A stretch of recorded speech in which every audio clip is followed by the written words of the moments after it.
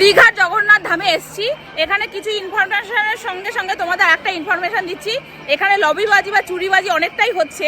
এখানে বহুত মানুষ লাখ লাখ লোকে হচ্ছে এখানে ঘুরছে, ঠাকুর দর্শন করতে এসে। তার মধ্যে একটা খুব বাজে একটা জিনিস দেখলাম, এটাও এক্সপিরিয়েন্সটা আমাদের খুব বাজে হয়েছে, তো সেটা তোমাদের দেখাই। আচ্ছা, এই আন্টি হচ্ছে হাতে ফোন ছিল, কিন্তু এই আন্টির ব্যাগটা দেখো, এই ব্যাগটা কিন্তু কেটে পার্স, যত পার্স ছিল সব পার্স কিন্তু নিয়ে নিয়েছে।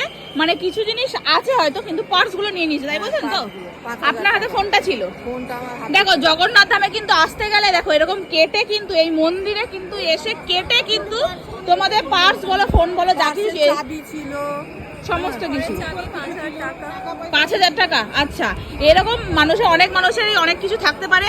তোমরা কিন্তু অবশ্যই দেখে আসবে যে এরকম কিন্তু কেটে, এই মন্দিরে কেটে কিন্তু যে কোনো জিনিস, তোমাদের ইম্পর্টেন্ট জিনিস কিন্তু চুরি হয়ে যেতে পারে। তো সাবধানে এই মন্দিরে তোমরা আসতে পারো। আমার প্রথমে ধারণা ছিল, একটা ভিডিওতে দেখেছিলাম যে এখানে নাকি সবার ফোন চুরি হয়ে যাচ্ছে, পার্স চুরি হয়ে যাচ্ছে, অনেক কিছু চুরি হয়ে যাচ্ছে। তবে আমি যেহেতু মন্দিরের বাইরে অলরেডি চলে এসেছি, ঘুরে এসেছি, আমার এরকম কোনো এক্সপিরিয়েন্স হয়নি, বা ফোন রাখার এখানে কোনো জায়গা দেখলাম না।